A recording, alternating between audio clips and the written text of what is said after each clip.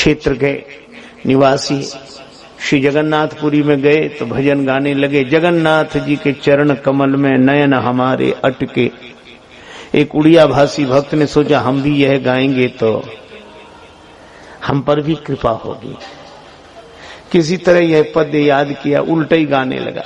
घर में कमरे में बंद करके जगन्नाथ जी को बिठाकर चित्र रख के बार बार गए, जगन्नाथ जी के नयन कमल में चरण हमारे अटके।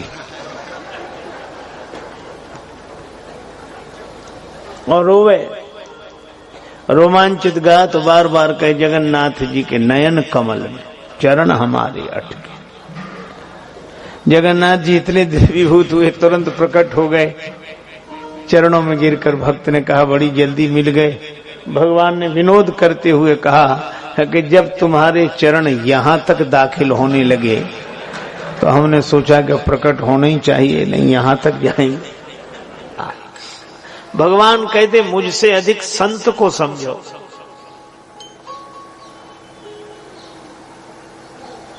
एक गांव के बाहर मंदिर था भगवान का, इसलिए वहां के ठाकुर जी का नाम था विपिन बिहारी। और मंदिर से और दूर आगे एक नदी, नदी के उस पार एकांत जंगल में कुटिया बनाकर एक संत रहा करते थे। कभी कभी मंदिर में आ जाते। एक दिन शाम को पुजारी जी बस आरती सजाकर करने ही वाले थे, तब तक किसी ने आकर खबर दी, करे रे वो बरसात में नदी का पुल टूट गया, वो गड्ढा हो गया, वो महात्मा आ रहे थे गड्ढे में गिर गए, निकल नहीं पा रहे हैं। पुजारी ने जो सुना आरती ऐसे ही छोड़ दी, दौड़ कर गए, लोगों को लेकर निकाला महात्मा को। कई लोगों ने बहुत बुरा भला कहा, पर उन्होंने कहा कोई बात नहीं। संत को व्यवस्थित किया, उसके बाद फिर पूजा आरती की।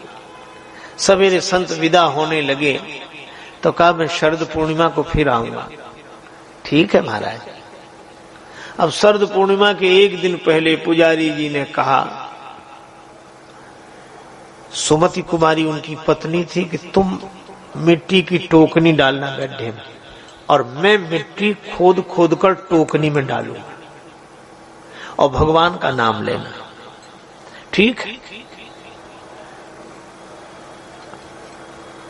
मन सो करत काम तन सो सहत दुख मुख सो जपत नाम श्याम यदुवीर को। टोकनी सिर पर रखे गड्ढे में डाल दे, जाए तब तक दूसरी टोकनी भरी हुई फिर सिर पर रखे गड्ढे में, राधा कृष्ण राधा कृष्ण राधा कृष्ण, यही नाम।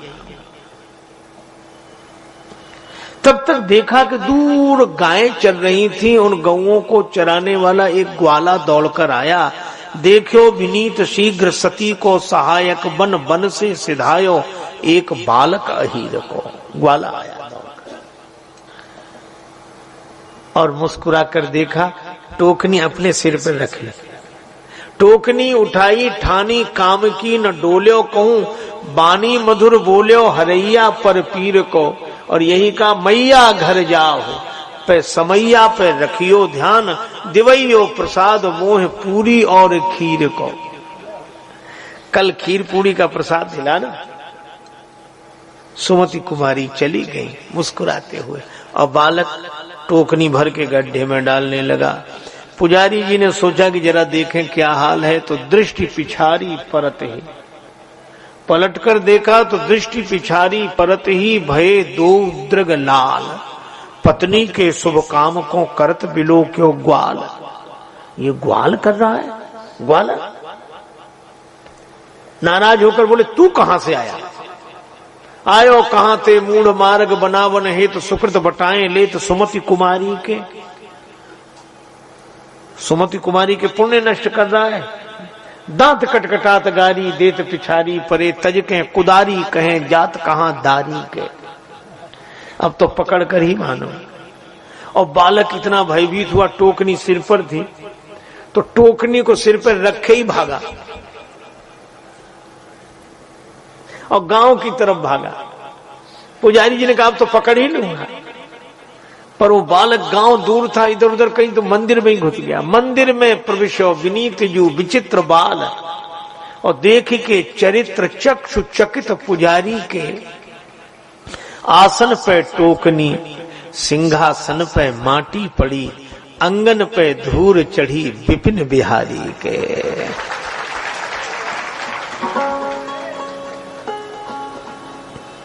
पुजारी जी रोने लगे, ऐसा चरित्र सुना नहीं देखा।